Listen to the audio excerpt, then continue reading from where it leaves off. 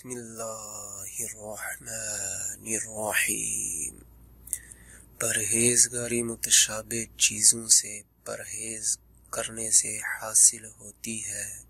پرہیزگاری متشابہ چیزوں سے پرہیز کرنے سے حاصل ہوتی ہے اور انسان بے یقینی سے شک میں پڑا رہتا ہے فرمان امام حضرت علی رضی اللہ تعالیٰ عنہ۔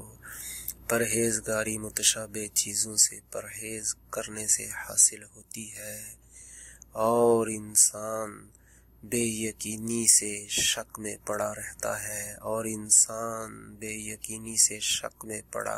ہے فرمان امام حضرت علی رضی اللہ تعالیٰ عنہ۔